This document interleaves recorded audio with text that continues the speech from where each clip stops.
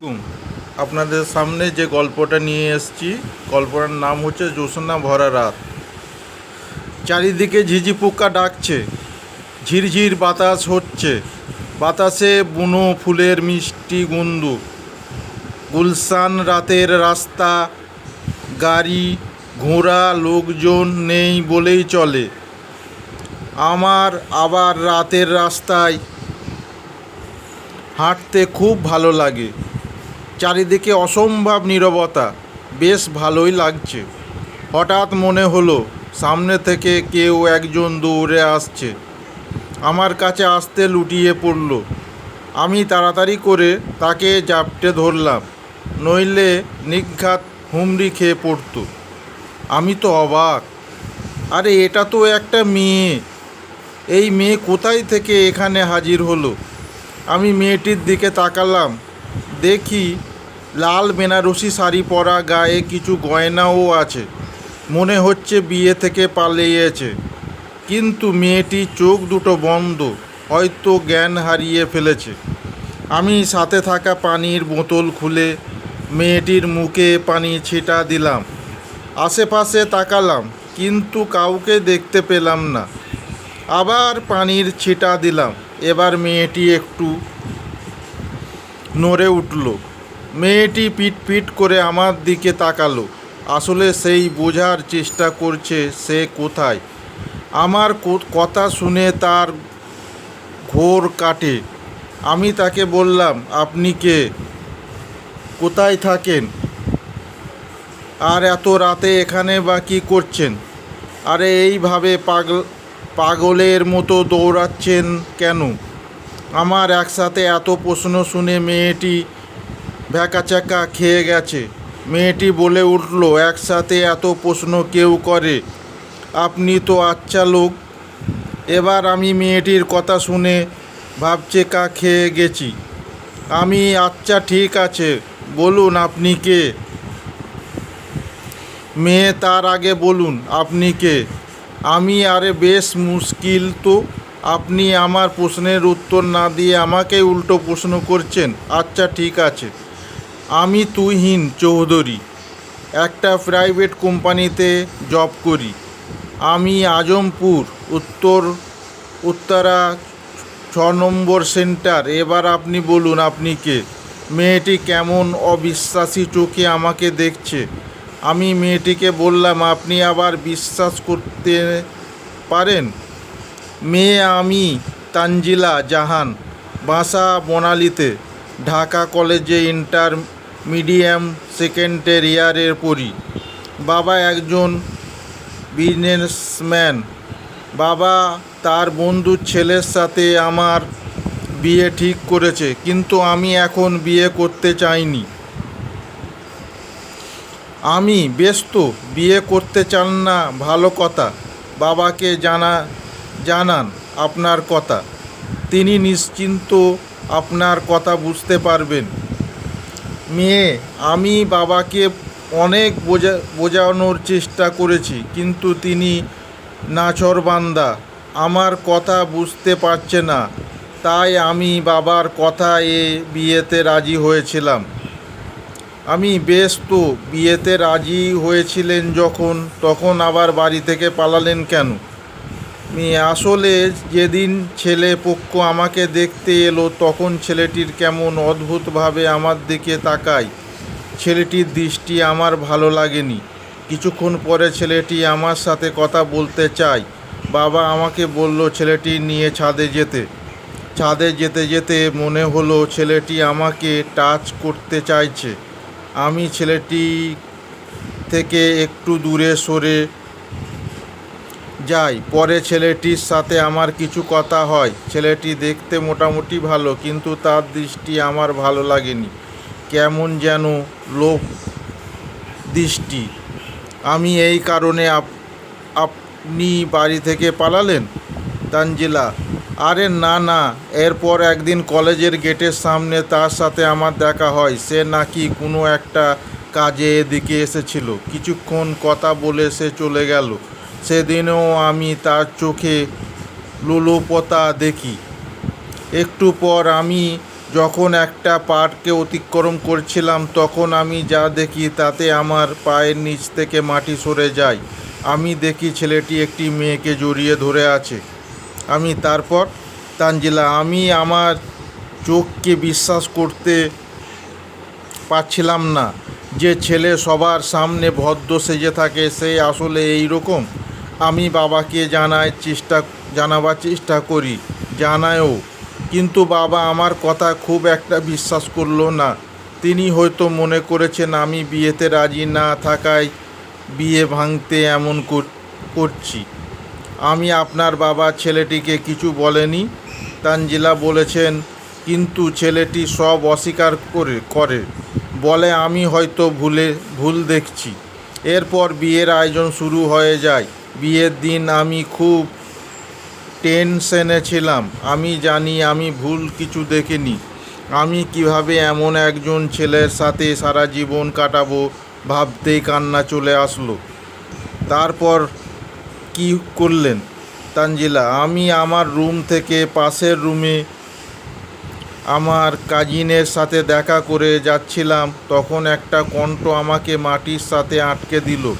আমি রাজীবের ছেলেটি কণ্ঠ শুনতে পেলাম। সে কারো সাথে চুপিসারে কথা বলছে। আমি দরজার আড়ালে কান পেতে রইলাম। আমি শুনতে পেলাম সে কাউকে বলছে, আরে আমি তো মেয়ের বাবার সম্পত্তির লোভে এই বিয়েতে রাজি হয়েছি। বিয়ের পর সব সম্পত্তি নিজের নামে করে মেয়েটিকে ছেড়ে তোমার কাছে চলে আসবো সোনা। তারপর তানজিলা, আমার তো সব কিছুর মাথার উপর দিয়ে যাচ্ছে। কি হচ্ছে কিছুই বুঝতে পারছি না। একটু পর আবার ফিসফিসানি শুনতে পেলাম। কেউ হয়তো তাকে বলছে, বিয়ের মঞ্চ ছেড়ে এখানে কি করছে? রাজীব আর কিছু না, আসলে লোপা কল করেছিল। অজানা, আরে তুই মানুষ হবি না? বিয়ের দিনেও ওই মেয়ের সাথে কথা বলবি?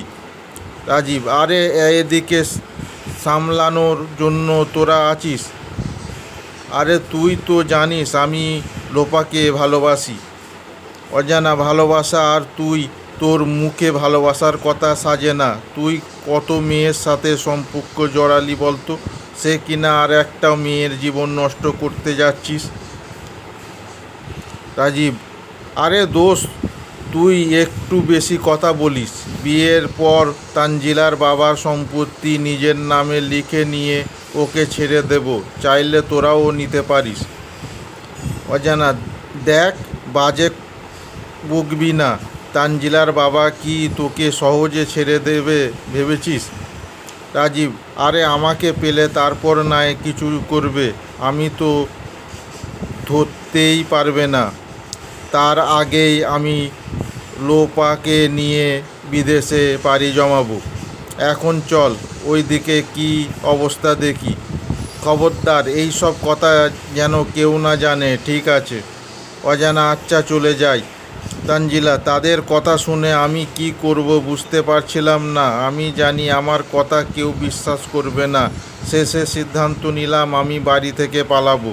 যদিও বা আমার বাবা এতে কষ্ট পাবেন, তবুও পরে এর চাইতেও বেশি কষ্ট যেন না পায়, তাই এই সিদ্ধান্ত নিলাম। আমার এক চাচাতো বোন আমাকে পালাতে সাহায্য করেছিল। আমার প্রথমে মনে হয়েছিল আপনি ভুল সিদ্ধান্ত নিয়েছেন, কিন্তু এখন মনে হচ্ছে আপনি সঠিক সময়ে সঠিক সিদ্ধান্ত নিয়েছেন। তানজিলা, ধন্যবাদ। এখন কি মনে হচ্ছে জানেন? আমি ঠিক সিদ্ধান্ত নিয়েছি, কারণ আমি ওই লোভী আর লম্পট ছেলেটার সাথে কখনো থাকতে পারবো না। যা কিছু হয় ভালোই জন্য হয়।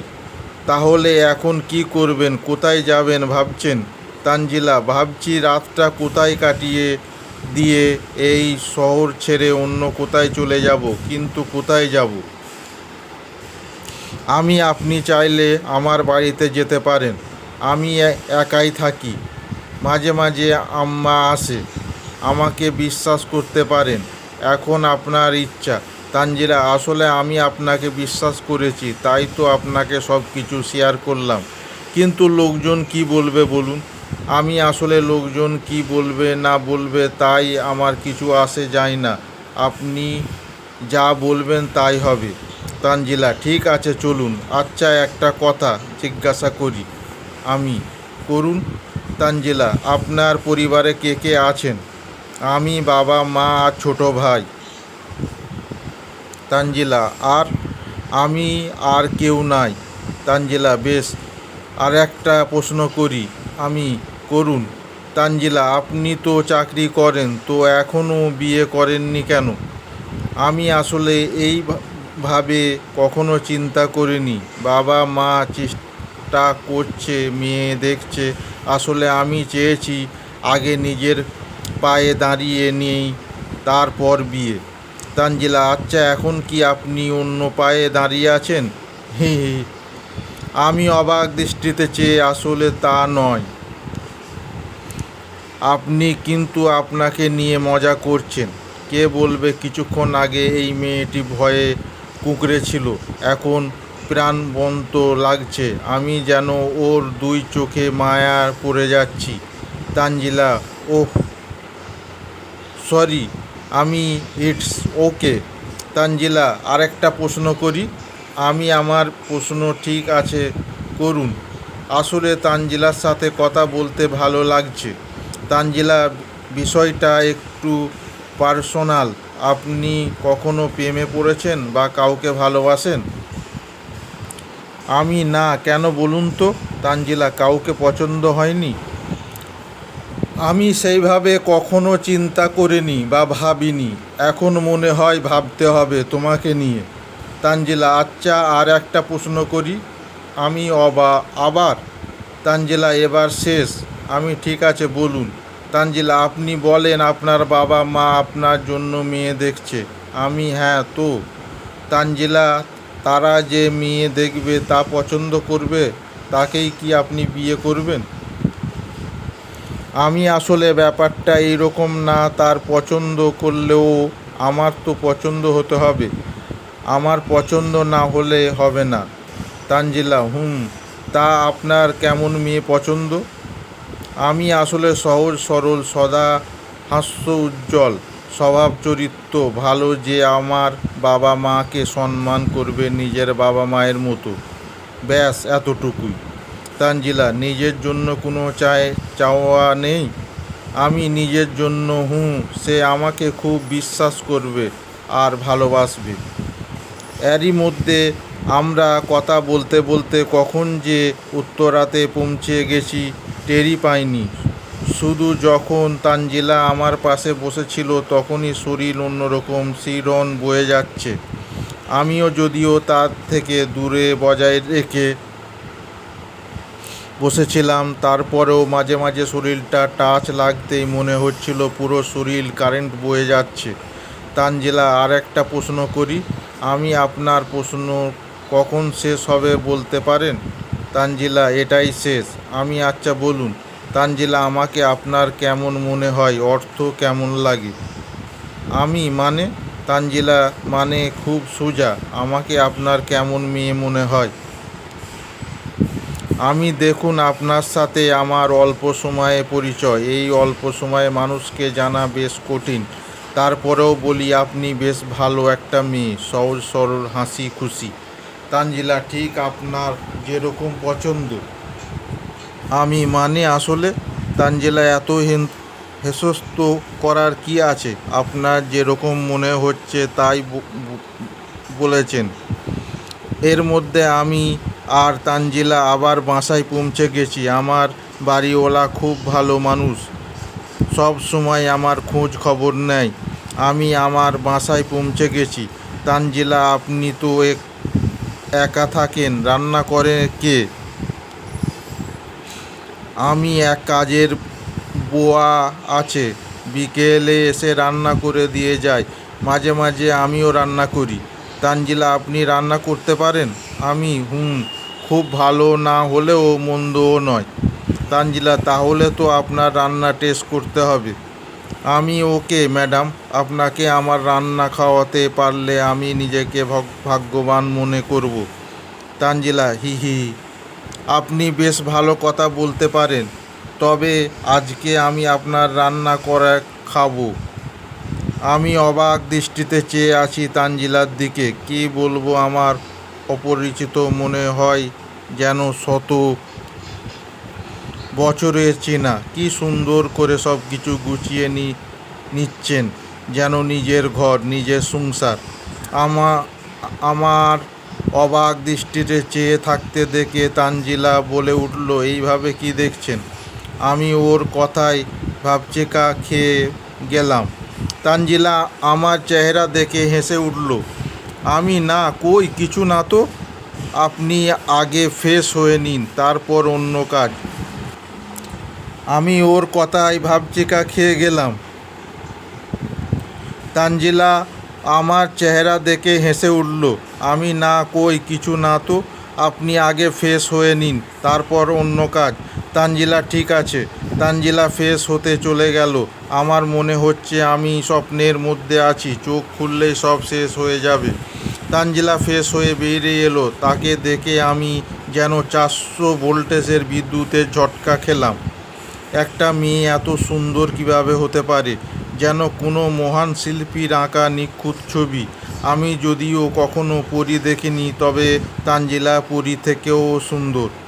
মায়াবী হরিণত মতো টাগর আঁখি, পেল পেলব হৃদয়স্থ, যেন স্বর্গের কোনো অপ্সরা, যেন কোনো মোহরিণী গোলাপ যা এখনই ফুটল, প্রজাপতির ন্যায় চঞ্চলা। হঠাৎ তানজিলার ডাকে আমার ঘোর ভাঙল। তানজিলা, কোথায় হারিয়ে গেলেন আপনি? আমি তানজিলার কথায় আমি বেশ লজ্জা পেয়ে গেলাম। তানজিলা, তারপর এত রান্না করতে হবে, তার আগে ঘরটাকে একটু গুছিয়ে নিতে হবে। আমি, আরে না না না, এসবের কোনো দরকার নেই। আমি ব্যাচেলার মানুষ, আমি এইভাবেই থাকতে অভ্যাস। আপনি বরং রান্নাঘরে যান। তানজিলা, এই রকম জায়গায় কোনো মানুষ থাকতে পারে? কি অবস্থা করেছেন দেখুন ঘর দুটো, সুতরাং আগে ঘর গোছাতে হবে। আর এই কাজ আপনি আমাকে সাহায্য করবেন, ঠিক আছে? আমি, জি মহারানী, আপনি যা বলবেন। আমার কথা শুনে তানজিলা ভুবন ভোলানোর একটা হাসি দিল। আমি আর একটা দফা ঝটকা খেলাম। আমার সব কিছু অবিশ্বাসী মনে হচ্ছে। একটা মেয়ে কোথা থেকে এসে যেন এই বাড়ির সাম্রাজ্য হয়ে উঠেছে। মনে হচ্ছে এই ঘর মেয়েটি নিজের ঘর। আসলে মেয়ে তো হয়তো এই রকম, যেখানে যায় সেখানেই সব কিছু আপন করে নেয়। 2 জন মিলে 1 ঘন্টার মধ্যে রুম দুটি গুছিয়ে নিলাম। আমি আমার চোখকে বিশ্বাস করতে পারছিলাম না যে এটি আমার রুম। আমি, ধন্যবাদ আপনাকে, আপনি এত সুন্দর করে রুম দুটোকে গুছিয়ে দেওয়ার জন্য। তানজিলা, আরে না না না, এতে ধন্যবাদের কি আছে? আপনি আমাকে যে সাহায্য করেছেন তার তুলনায় এসব কিছুই নয়। আমি, আচ্ছা একটা প্রশ্ন করতে পারি? তানজিলা, করুন। আমি তখন ওইভাবে দৌড়াতে ছিলেন কেন? তানজিলা, আসলে রাজীব আমাকে খুঁজতে লোক লাগিয়েছে। তাদের চোখকে ফাঁকি দিয়ে পালানো সহজ ছিল না। হঠাৎ করে আমি একজনকে দেখে ফেলি, সেও আমাকে দেখে ফেলে। তাই তার হাত থেকে বাঁচতে ওইভাবে দৌড় দিই। তারপরে হঠাৎ পড়ে যাই, তারপর আর কিছু মনে নেই। চোখ খোলার পর আপনার কোলে নিজেকে আবিষ্কার করি। তারপর সব কিছু তো আপনিই জানেন। আমি, তাহলে এই ব্যাপার। আমি মনে করলাম কোনো পরী আমার উপর ঝাঁপিয়ে পড়লো কি না। তানজিলা, আপনি আমার সাথে মশকরা করেন? আমি, আরে মশকরা করব কেন? আমি তো আপনাকে পরীর মনে করেছিলাম। আপনি তো পরীর চাইতেও সুন্দর। তানজিলা আমার কথায় মন হলো কিছুটা লজ্জা পেয়ে গেল। তানজিলা, কি যে বলেন না। ঠিক আছে, এইসব বাদ দিন, আমার সাথে রান্নাঘরে চলুন। আমি, হুকুম রানী সাহেবা। তানজিলা আবার শুরু করলেন। রান্নাঘরের পাকা গির মতো তানজিলা সব কিছু গুছিয়ে নিচ্ছেন আর আমাকে এটা ওটা অর্ডার করছেন। তার হুকুম শুনতেও বেশ ভালো লাগছে। তানজিলা, শুনুন, এখন তো অনেক রাত হয়েছে, তাই আপাতত ডিম আলু ভর্তা আর ডাল করছি। আগামী কালকে সকালে বাজারে যাবেন। আগামী কালকে ভালো মতো রান্না করব আমি। তাহলে আপনি আগামী কালকেও থাকবেন এখানে? তানজিলা: দেখুন, এখন চারিদিকে আমার খোঁজ চলছে। আপাতত নিরাপদ থাকার জায়গার ব্যবস্থা না হওয়া পর্যন্ত এখানে হয়তো থাকতে হবে। তবে আপনার যদি আপত্তি না থাকে।